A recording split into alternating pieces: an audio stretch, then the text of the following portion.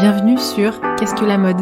Le podcast qui pose cette unique question et nous invite à de multiples discussions. Je m'appelle Elsie Pommier et je suis designer de l'individu. Cette émission est mon moyen d'étudier ce vêtement qui nous habille et j'en profite pour faire connaître les métiers qui font l'habit. Chaque lundi, retrouvez Audrey Millet, historienne, et moi-même pour un instant culture. Et les vendredis, une interview d'un acteur de la mode. Le podcast est disponible sur toutes les plateformes. Abonnez-vous pour rester informé et partagez votre avis. Habillé, habilleur, bonne écoute.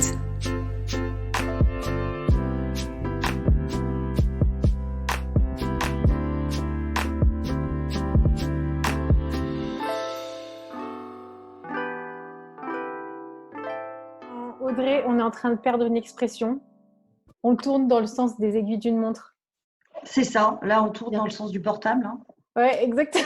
Le smartphone, il y a bientôt plus d'aiguilles. On avait quand même, sans chercher, midi à 14h aussi. Oui, c'est vrai. Voilà. C'est vrai. Et, ou bien synchronisation des montres, tu vois. C'est ça. Les enfants, là, ils pourront plus faire ça.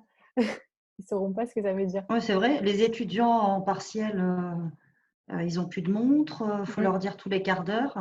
Alors qu'en fait, il y en a pour tous les goûts. Exactement.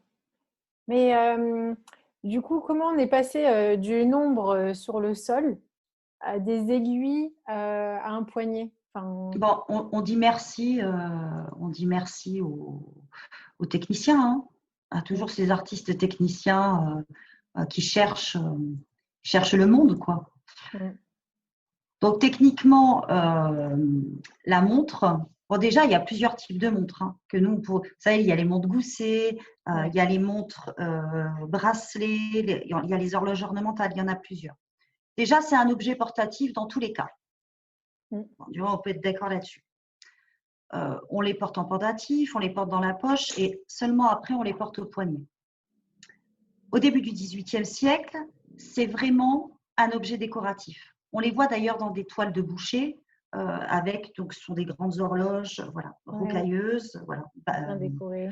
Voilà, bien décorées, et elles ont une faible fonctionnalité. On ne se fie pas spécialement à ça. Ensuite, on la pend au gilet. Les femmes, elles les choisissent plutôt coquettes. Il y a déjà une différenciation genrée très très tôt. Donc en pendentif, avec des beaux émaux, très très très un beau travail d'émail qui est vraiment superbe.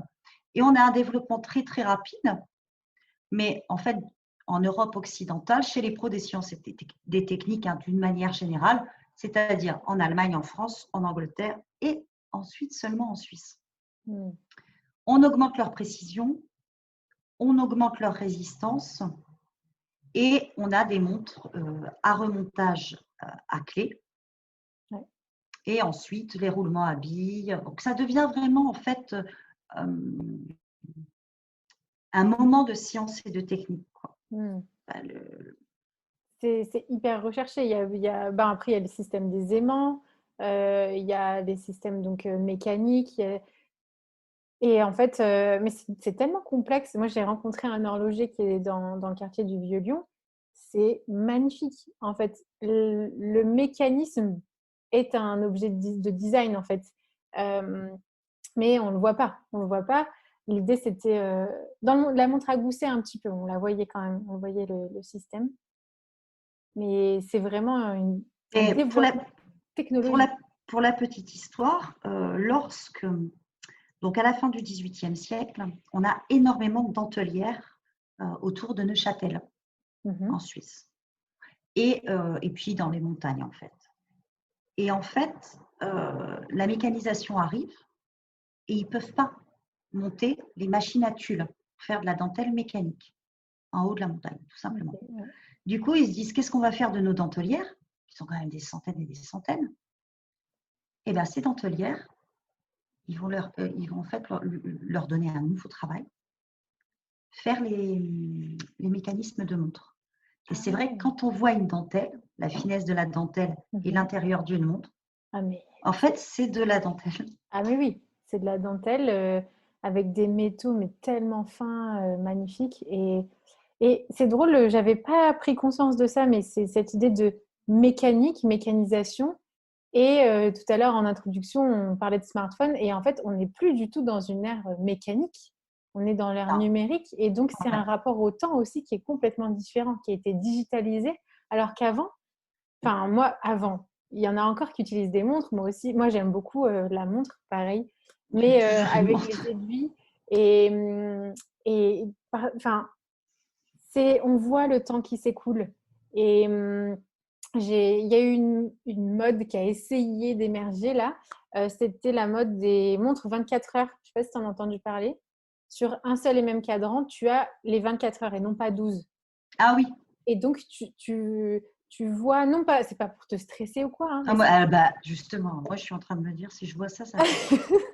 mais voilà, en fait, c'est pour réaliser le temps qui passe. Et, Merci. ouais, non, mais alors du coup, ça dépend de chaque personne, mais dans le sens où c'était, après, toute la com était plutôt pour des gens qui étaient dans des managers et tout ça. Ça s'adressait un peu à cette typologie et cette catégorie de personnes, dans le sens où, voilà, votre rythme professionnel est rythmé vraiment à la seconde près. Et voyez le temps qui passe en gros, et puis le temps qui est professionnel, et vous avez réussi à atteindre les objectifs à tant de temps. Enfin bref, c'était un peu, c'était une des publicités, hein. Je dis pas qu'elles étaient toutes comme ça, mais Ouais, voilà, c'est vraiment c'est la performance, quoi. voilà, l'idée de performance. Parce qu'aujourd'hui, c'est assez rare de voir une vraie montre au bracelet, enfin au poignet qui fonctionne. Parce que maintenant, elle devient bijou, sinon. C'est l'idée de Bah, il y a aussi, enfin, l'ancien. déjà, on a le choix. Ouais. Ça, c'est intéressant, quoi. Les montres bracelets, quelques monarques en avaient au XVIe siècle, hein. Mais c'était plus pour se la péter, c'était de la distinction. Ah ouais. Bah oui, Mais elle s'impose elle devait vraiment être qu'au épaisse, XXe hein. siècle, hein. Voilà. Et notamment, bah, comme souvent, hein, l'armée, Mm. les militaires qui ont besoin de chronométrer. Donc, on va l'utiliser notamment dans la guerre des Boers et durant la Première Guerre mondiale. Les femmes vont rapidement s'emparer de l'objet et en Mm. fait, ça devient très, très vite un bijou. Mm. Il y a quand même des montres pour toutes les activités, quoi, pour le sport, des waterproof, C'est ça. et puis qui peuvent vous indiquer, non pas que l'heure, alors, du coup, la journée, enfin, le jour, plein de choses. Ouais, c'est ça. Et Mais elles sont vraiment pensées par les deux sexes. Donc, c'est quand même un truc unisexe, hein. Enfin, mm, pas unisexe, bien qu'il y en a, ouais, ouais. mais Les deux genres. voilà, Ouais. hommes et Ouais. Et c'est assez intéressant aussi parce que enfin, avant, il y avait facilement comme bijou l'alliance, il y en avait beaucoup, il y avait beaucoup d'ornements. Mais là, on vient habiller le poignet. Avant, il y avait juste le poignet de la chemise jusqu'ici. il y avait le Et, bracelet aussi. En fait, c'est deux en un. voilà. Donc, mais le bracelet n'était pas en même temps fonctionnel. Là, il était Mm. purement ornement. Et là, on vient découvrir une fonction qui peut se mettre, qui est très pratique parce qu'on est des êtres humains toujours dans le temps, timé et tout ça. Mais, et donc, ben, l'ornement vient s'emparer en fait de ça. Puis, c'est un objet qui est très, très à l'écoute des tendances, Mm. mais des tendances en général. C'est-à-dire architectural, tout ça. On a eu des montres avec des bracelets en soie, hein, avant la Seconde Guerre mondiale, en argent, en or. Ensuite, on a une tendance plutôt à l'épuration avec le bracelet en cuir Mm. après 45. Après, c'est les années 70. En C'est métal psyché classique. pop, vasi octogonal, triangulaire, coloré, psychédélique, fun, Mm. ecstasy, quoi, en gros. Avec des bracelets en tissu, parce qu'on est cool. Le cuir, ça fait conservateur. Ouais. On a aussi, on ne va pas dire de marque, hein, aujourd'hui, on évite, des très plates. Ouais. Il y a eu aussi des très, très grosses. C'est ça, avec Voilà. différents trucs qui peuvent tourner là. Ouais. Et puis, on pouvait changer Ah oui, c'est vrai. le cadran aussi. Ouais, Celle-là, d'ailleurs, elle faisait un bruit mortel. ouais. Vous la balancez au bout de la chambre, vous entendez C'est ça, tic-toc, c'est ça. terrible. C'était de la Et période de... là, il y a une tendance rétro. Là, la mienne, elle est rétro. Voilà. Ça fait Hmm. petit ordinateur Amstrad. Ah ouais. Mais maintenant, on peut tout avoir. Il y a aussi ces fameuses montres, bracelets d'esclaves, en fait. Ouais, manchette. Et après, il y a la version minimaliste. Enfin, moi, je suis plus dans cette version-là. Et il y a eu, par contre, quelque chose qui ne change pas et qui est très rare maintenant de trouver, c'est des montres sans logo. Tu sais, sur le cadran, il y a toujours le logo, enfin, c'est toujours logotypé. Parce que c'est pas n'importe qui. Enfin, tu sais qu'une montre achetée sur le marché, ça va pas durer, mais une vraie belle montre, au moins, tu l'assumes. Et Mais la montre, pour ceux qui y réfléchissent un peu, ça reste quand même un produit qu'on voit beaucoup plus de technique. mm, Et la technique, pour que ça marche, il faut qu'elle soit signée. Voilà. c'est Dans les ça. représentations, c'est ça. Qu'elle soit crédible, en fait. Donc, que ce Ouais. soit, là, on peut citer, ce n'est pas nos affaires. Par exemple, les marques de luxe, hein, donc on parle souvent de Rolex, Cartier, Mm. mais Patek, Breitling, eux, ils commercialisent en fait leurs produits aussi par le bouche à oreille. C'est-à-dire que c'est le must du must, quoi. C'est la montre de la montre, c'est le parfum du parfum, quoi. Il y a quand même des parrainages d'événements très haut de gamme, ils utilisent des magazines très haut de gamme. C'est-à-dire que actuellement, on est plus dans une extrême simplicité, Mm.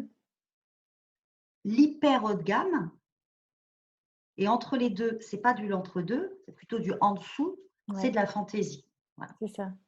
Une montre, si elle fonctionne, on en achète plus, les gens en achètent plus de fantaisie aujourd'hui parce qu'il y a le téléphone.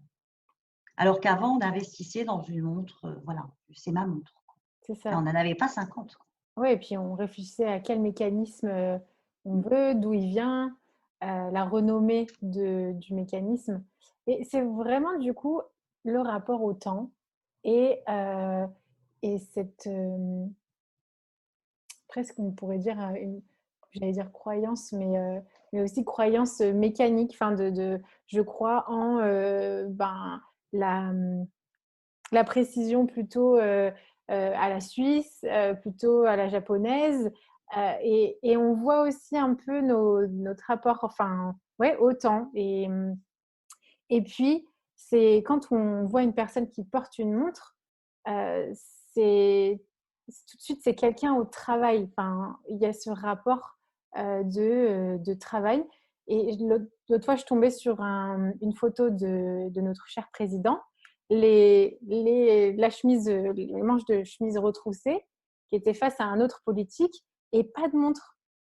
Et c'était surprenant. Vraiment, il était en vacances. Ah ben, voilà, j'allais le dire. Mais en fait, il y a des statistiques qui prouvent que les gens qui ont des montres, en fait, l'enlèvent en vacances. Mm. Ouais, c'est vraiment ça.